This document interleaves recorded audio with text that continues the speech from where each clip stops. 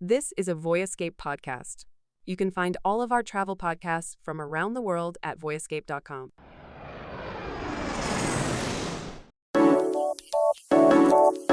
Are you still there? To delete this message, press 7. To save it in the archives, press 9. To hear more options, press 0. What are you talking about? Well, hello there, Erin. Hello. Hello. You have freshly returned from a very wonderful visit. Tell me, where were you and why were you there? I was in Newfoundland and Labrador for the last 10 days, working with the tourism board for the province. And yeah, it was a really amazing trip. I mean, people who listen probably have picked up that I just generally love Atlantic Canada. I had never been to Newfoundland and Labrador, and so I had high expectations, and I was not disappointed.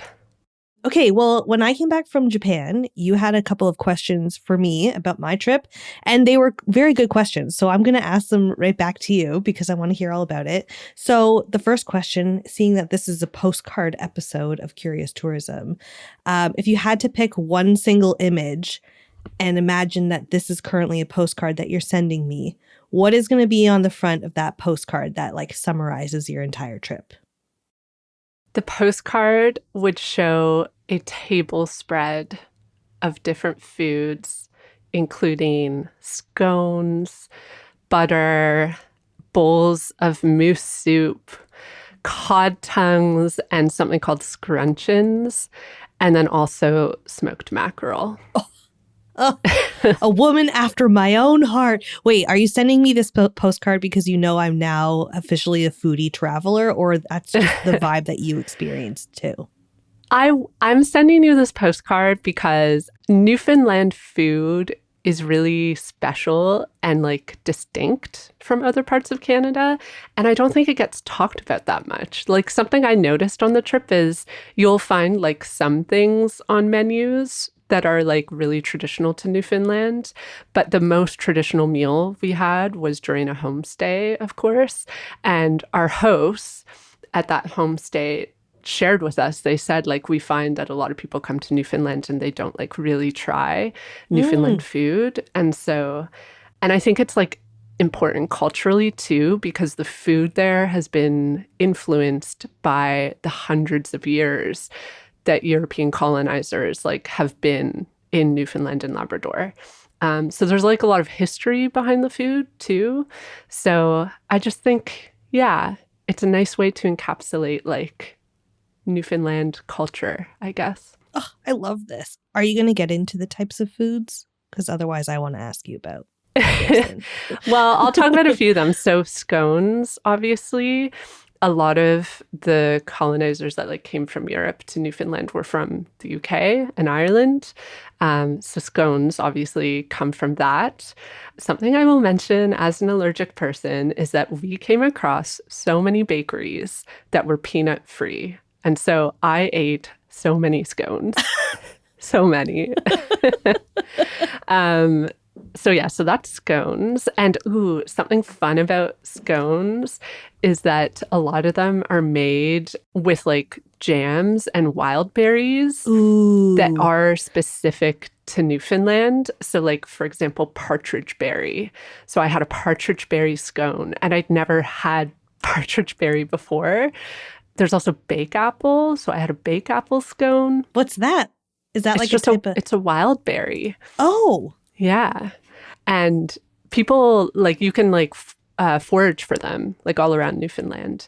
And so, you can buy these as jams or, find them baked into different baked goods. The other thing we had... You're selling me so hard right now. Oh, yeah. The other thing we tried is moose soup. There are tons of moose in Newfoundland and Labrador. We saw 3. There was a stretch of the trip where we saw one every day, just off the highway. There are so many moose. And so obviously, historically, moose were hunted. They were a major food source for Indigenous people, but also for Europeans who came here. And so moose soup became kind of a staple dish in Newfoundland and Labrador.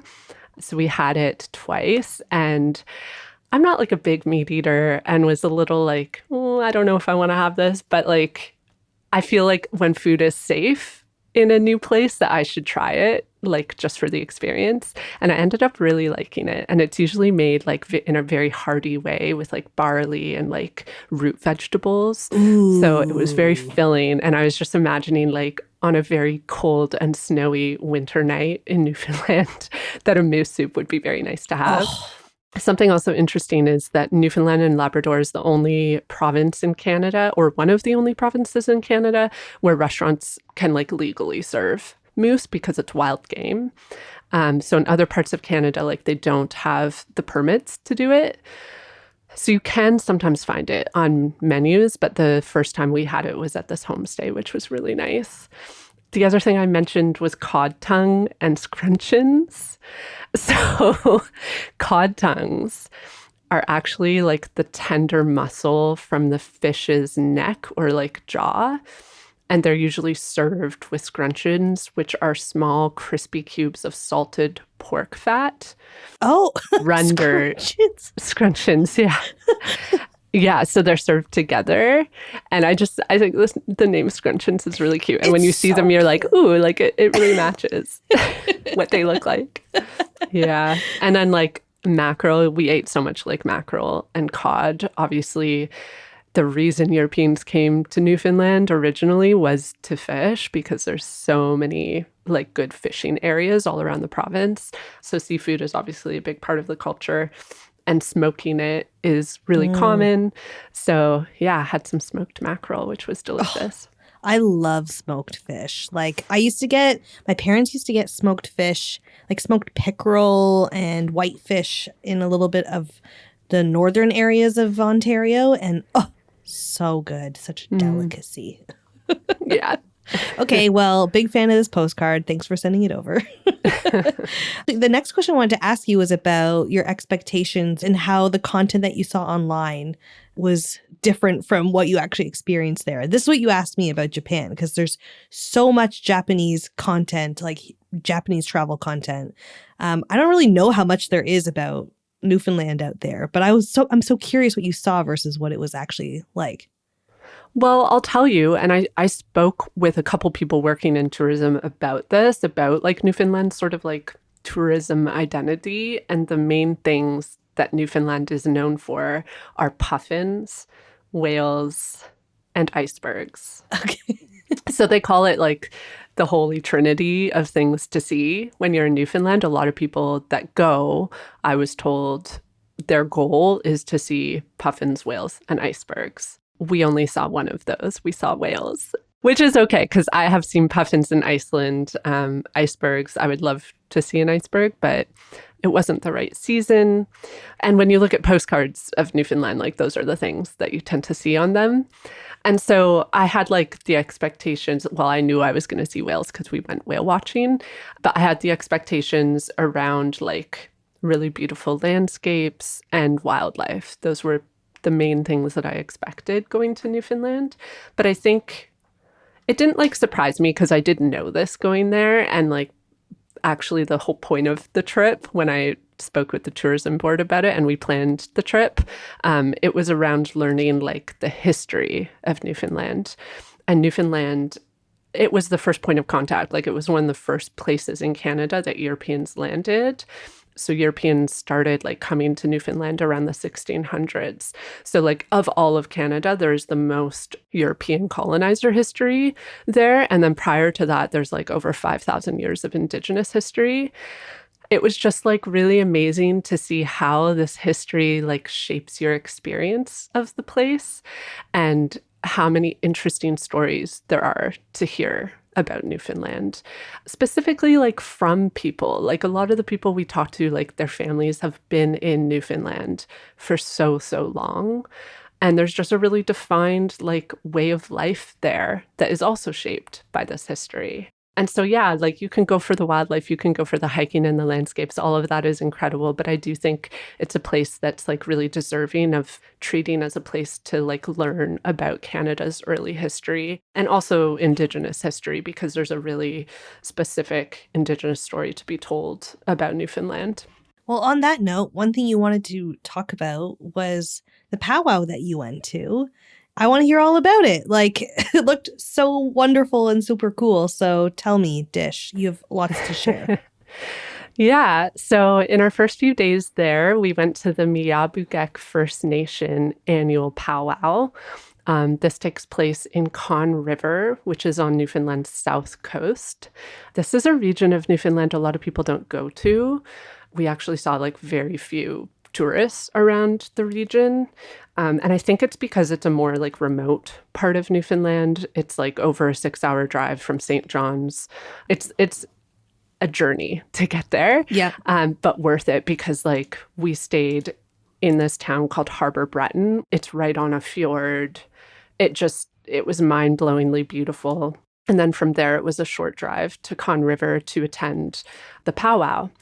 But before I talk about the powwow, I think it's important to talk a bit about the context of Indigenous people in Atlantic Canada, because something I've learned, not just in my travels in Newfoundland, but also in Nova Scotia, is how Indigenous peoples in the east of Canada experienced some of the earliest and longest periods of European colonization.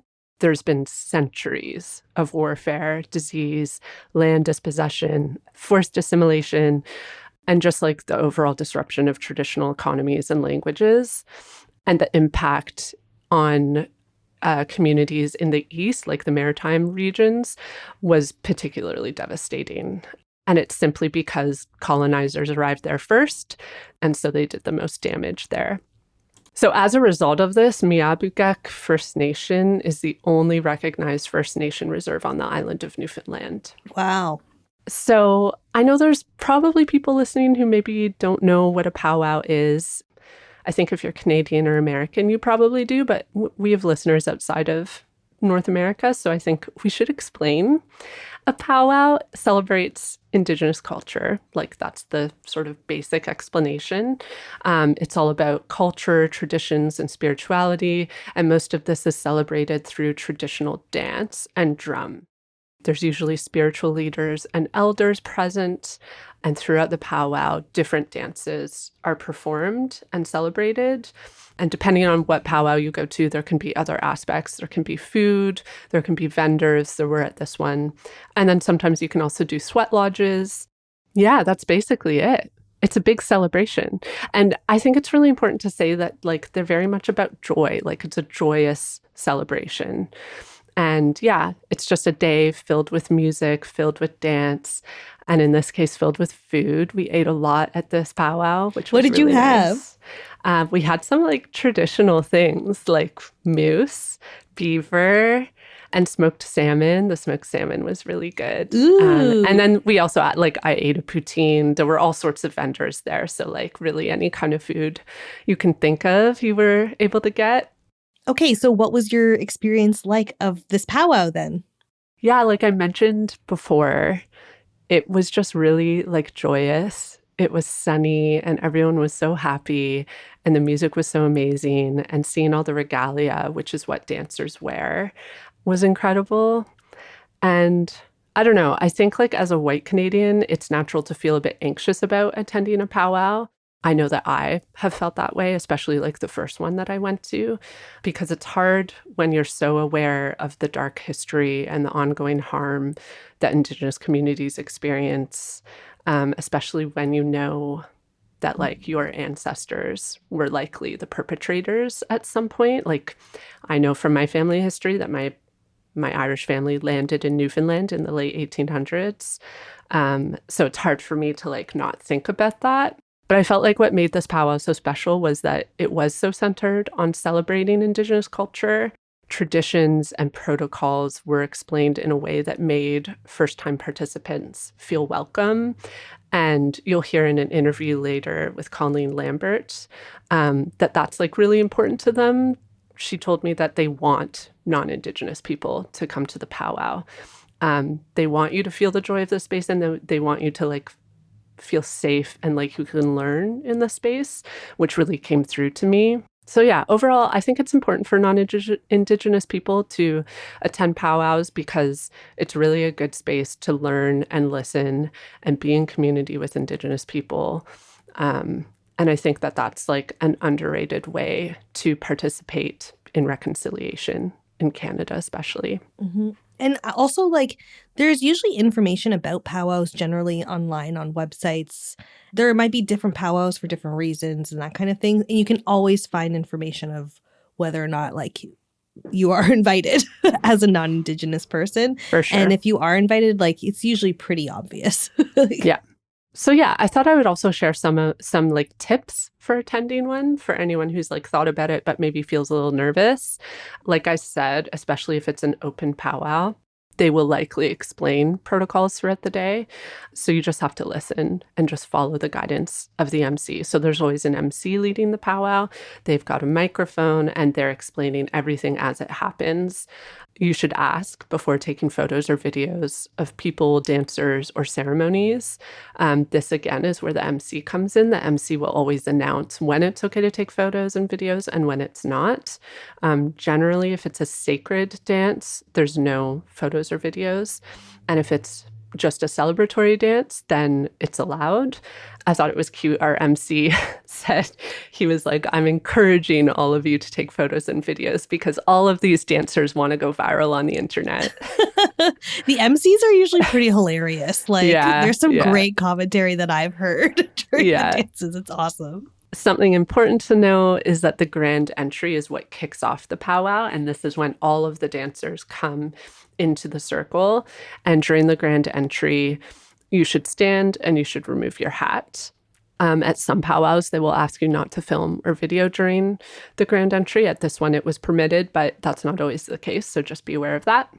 It's really encouraged to like walk around and chat with the dancers, but you should never touch their regalia or ask to try it on. I don't know if someone would do this, but like don't. But it's okay to ask about it. A lot of the time, the regalia that dancers are wearing has a story behind it. So if you ask, they'll usually be happy to tell you like the history of the clothing that they're wearing. Did you ask anybody about theirs? I didn't get the chance to, and I really wanted to because like the main dancer, like the lead dancer, she was a jingle dancer. Her outfit was incredible, and I just wanted to know so badly, but she was literally always dancing. And yeah, often there will be vendors there selling food, but also like artists. So it's a good place to support Indigenous vendors. And yeah, I think the main thing is just like be curious and ask questions. Just make sure that you ask them respectfully and at an appropriate time. But it's pretty simple. It's like pretty straightforward. You can spend hours just strolling through all the vendors. Like I did, and it was the hottest day of the summer. I was sweating my butt off. Highly recommend. Very fun. Oh my gosh, I felt so bad for all the dancers like in their regalia. It's usually like head to toe, your arms are covered, your legs are covered. Oh, they must have been boiling because it was just like pure sunshine the entire day.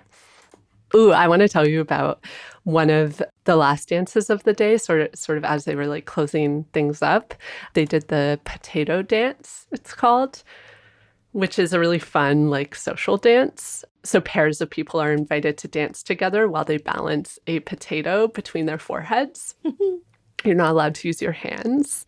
And anyone can participate. So like if you were game for it, you could go up with your partner and do it. And then as the song progresses, the dancers have to try to keep the potato in place while they're dancing. And then the last pair, who's like still balancing the potato, wins the dance. And it was really funny because our MC, he was like getting frustrated, like in a funny way, because he couldn't, like the last two teams, like he could not get them to drop the potatoes. So he was having them do all sorts of things. He was like, okay, like now dance really low, put your arms above your head. Like he was trying all these things and he just like couldn't get them to drop their potato. Hold it. Shake your booty. All right, put your legs down, keep your hands up. On the count of 3, you guys are gonna jump one more time. 1, 2, 3, jump! All right, let's see it grow up. Okay, so tell me more about this interview with Colleen then. So what should we know? Who is she? And what are we going to hear? Yeah, so Colleen Lambert is the Tourism, Culture, and Recreation Director. So she has been attending this powwow since the beginning. So she knows its a whole history, and she's very involved with the powwow and the nation. And so we sat down for a quick little chat to learn a bit about like the history of the powwow.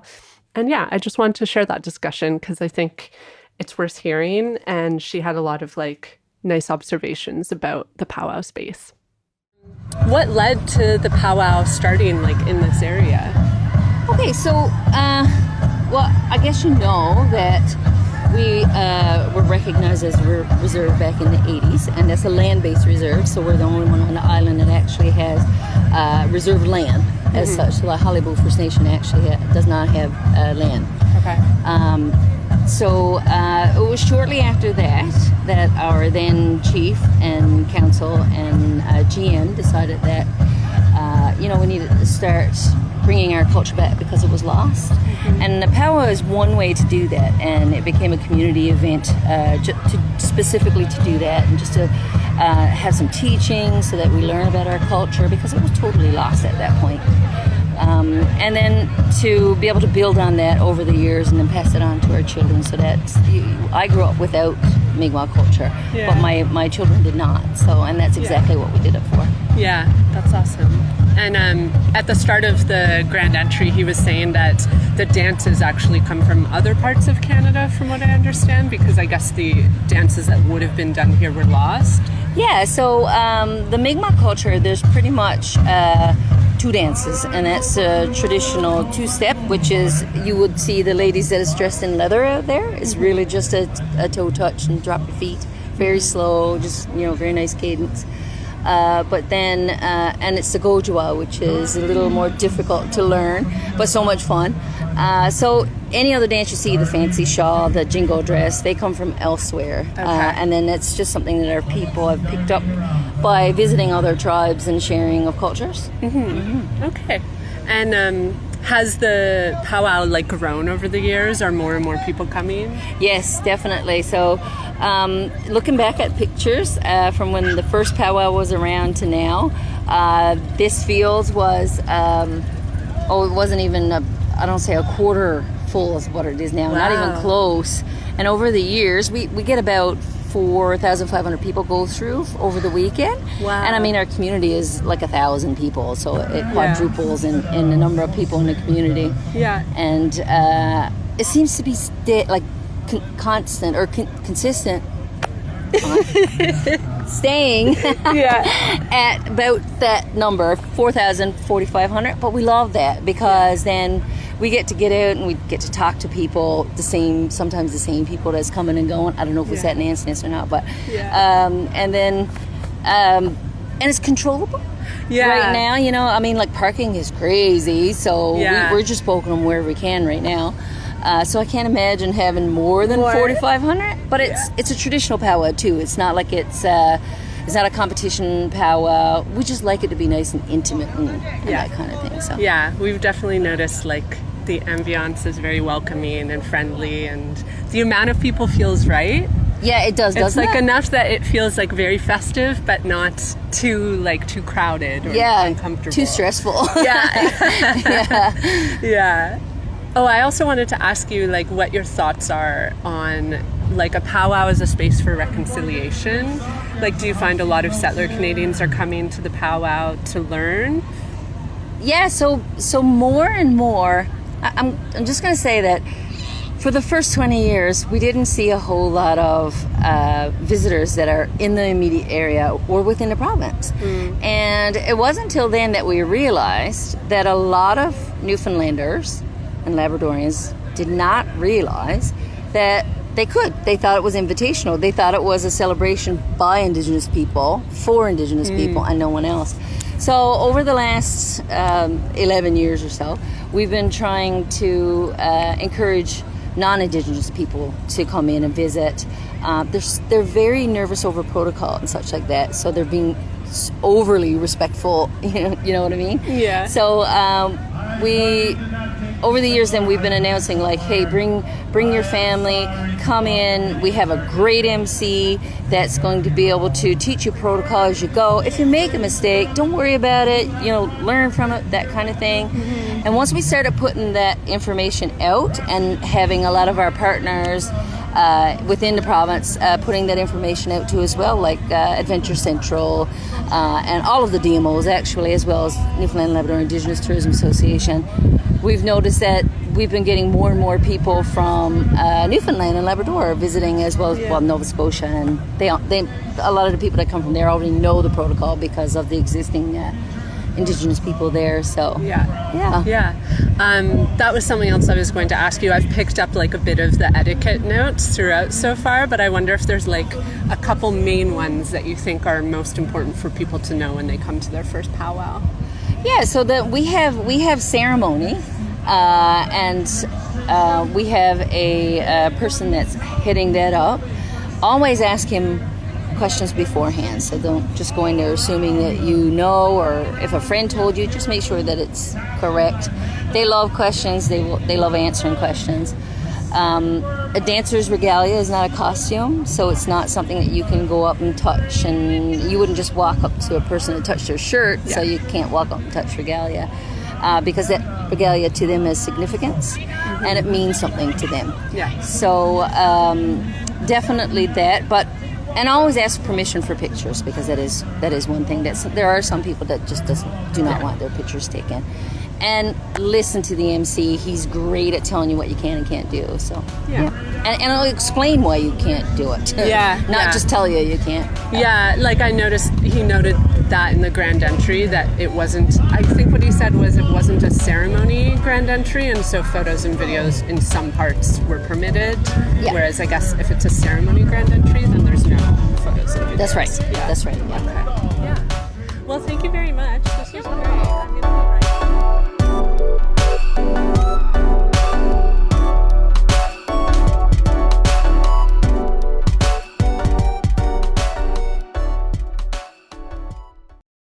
Luxury flights and hotels can be had for free.